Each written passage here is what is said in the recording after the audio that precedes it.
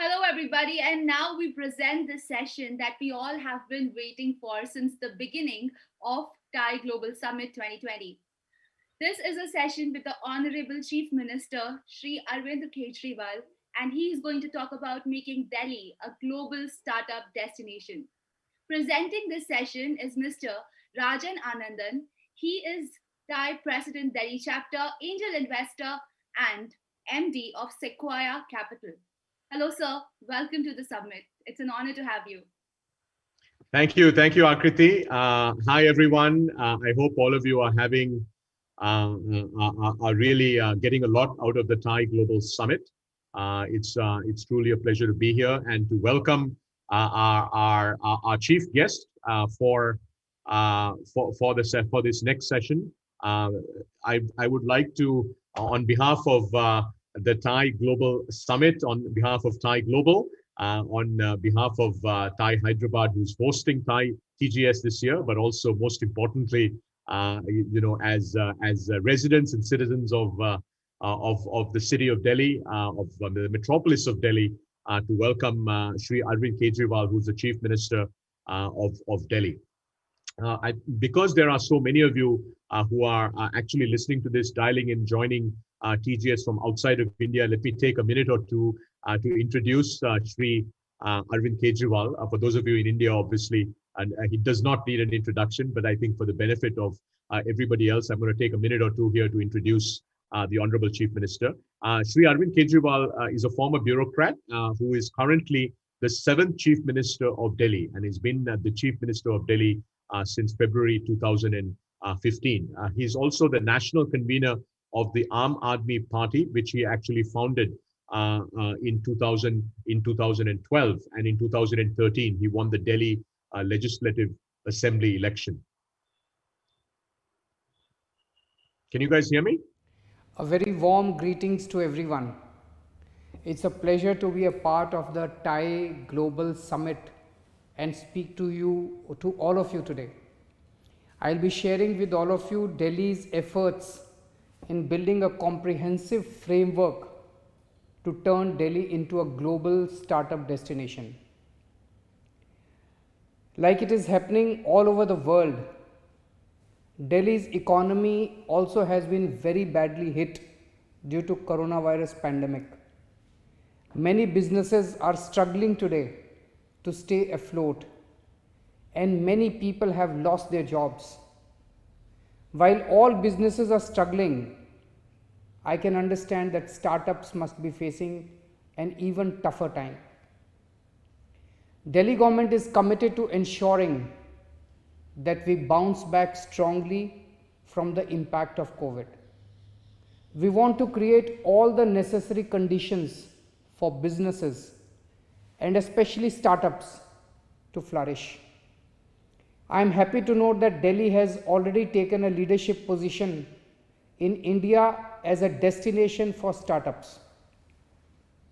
According to a September 2019 Thai report, there are over 7,000 startups from Delhi NCR region. This makes Delhi as the region with the highest number of active startups in the country. It is estimated that the valuation of the city's startups is about $50 billion. The region has also produced about 13 unicorns like Paytm, Oyo, Zomato. At least one new unicorn has been emerging each year since 2013. And between January and June 2020, 109 startups were founded in Delhi NCR, the highest number of startups being founded in the first 6 months of 2020 in India. The report also states, the Thai report, it also states that Delhi NCR is set to become one of the top 5 global startup hubs with 12,000 startups and 30 unicorns. Their cumulative valuation will be about $150 billion by 2025. Of course, it is not a given, and that is why Delhi government is committed to taking all necessary actions to ensure Delhi becomes a preferred destination for startups globally. First and foremost, what all startups need is good infrastructure. Delhi government is committed to providing world-class infrastructure and services for startups and businesses in Delhi.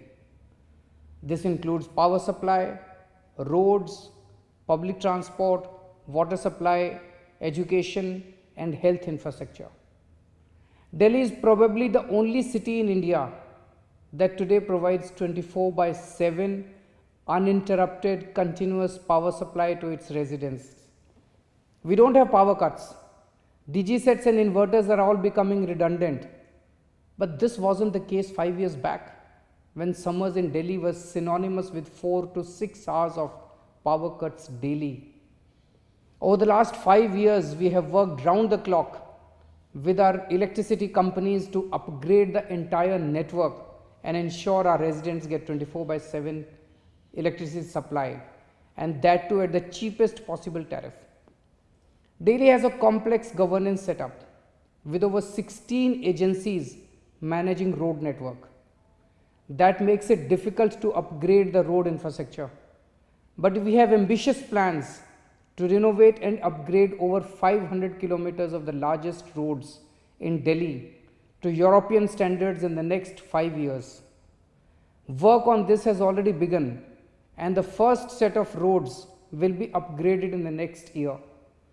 This will involve comprehensive re-engineering to remove the traffic bottlenecks, ensure adequate facilities for pedestrians, cyclists, and edge-to-edge landscaping of roads. This will ensure that not only do they look beautiful, but they also solve the problem of road dust, a major source of air pollution in Delhi. World-class public transport is another major goal we are working on. Delhi already has the largest metro network in the country. In the last 5 years, we have expanded this network by almost 80%. Besides, we are rapidly enhancing the bus fleet of Delhi and working towards increasing it to almost 11,000 buses, including the induction of large number of electric buses. You may be surprised to know that in 2015, even the national capital, only 60% households had access to piped water supply. We have done massive augmentation of water pipelines the last 5 years, and today nearly 95% of the residents of Delhi have access to water pipelines. Our goal in the next 5 years to have 24/7 continuous supply of drinking water through taps, something we see in developed countries and is unheard of in India. Many of you must already be aware of how education and health have been the prime two focus areas of our government in the last 5 years. Our public schools are today performing better than private schools. Our mohalla clinics and government hospitals are at par with private hospitals. This is a huge asset for employees of startups and businesses, since it reduces their out-of-pocket expenditure. Apart from all this work that we are doing to provide world-class infrastructure, I know one of the historic constraints in Delhi has been access to affordable real estate for offices. I am happy to share with you that after 4 years of pursuing with the central government, we have now managed to resolve this issue also. In Delhi, so far, only manufacturing activities were allowed in industrial areas. However, the contribution of service sector to Delhi's economy is almost 85%. So while high-tech industries could be set up in industrial areas, service-based industries were categorized under the category of offices and could be opened only in commercial areas, which were a very costly affair. Consequently, business owners had to shift their base to Noida or Gurgaon. Delhi government has amended the rules, and under the new industrial policy now, notified by Union Ministry on 29th October 2020, now it ensures for the first time in Delhi that new industrial areas will be restricted to high-tech and service-based industries. The old industrial areas will have the option to shift to new sectors without paying conversion charges. This will be an important step in creating a neat, clean and green Delhi. Now the office owners will not have to shift to different cities, and they will be able to avail cheap and spacious locations in these industrial spaces in Delhi itself. Delhi government is also setting up a high-tech business park at Rani Kheda in 150 acres land. This will be just 15 minutes away from Delhi International Airport. It is this first of its kind and will have IT park, service industries amongst others. The park will have green buildings, large size workspaces on every floor, multi-purpose business facilities, pedestrian plazas. It will have retail, food and beverage, amenities of all kinds. The Delhi government will develop this first of its kind business park in 7 different phases, and the first phase of the work will be completed by 31st August 2022. In the first phase, a multi-storied building of 15 lakh square feet is being built. We understand that startups face unique challenges, and therefore Delhi government is at a very advanced stage of rolling out a new startup policy. This will lay out a range of provisions to encourage and facilitate startups in Delhi. This policy is being developed after widespread consultations with TiE Delhi, and several leading entrepreneurs have contributed to this. So we hope this will be a major boost for startups. For example, to help the startups grow, we will form a range of networks with incubators, co-working spaces, fabrication labs. These networks will leverage the provisions of existing stakeholders in the market. As part of the startup policy, we plan to provide collateral-free loans for startups in priority areas. We will also enable easy access to experts who can aid startups with accounting, taxation, registration, legal help, digital marketing, and many other such services. Further, Delhi government will align its public procurement in a manner that a fixed percentage of all our goods and services are procured through recognized startups. A dedicated helpline will also be set up to answer all startup related queries and address grievances. Individuals and startups will be able to use Government of Delhi's doorstep service to call a CA or a lawyer to help them incorporate a company from their home or office. In addition, we will also initiate reforms so that startups have a single window for all interactions with government departments, and that they have opportunities to showcase their innovations through hackathons and startup challenges to investors in India and around the world. We understand that no business can survive without human capital. In fact, for startups competing in the 21st century, quality human resources are the most valuable asset. The Delhi government is taking unprecedented short and long-term steps to ensure startups have access to the best quality human capital in Delhi itself. A breakthrough step in this is the introduction of entrepreneurship mindset curriculum in Delhi government schools. This entrepreneurship mindset curriculum was aimed at instilling an innovation mindset amongst the students at an early age.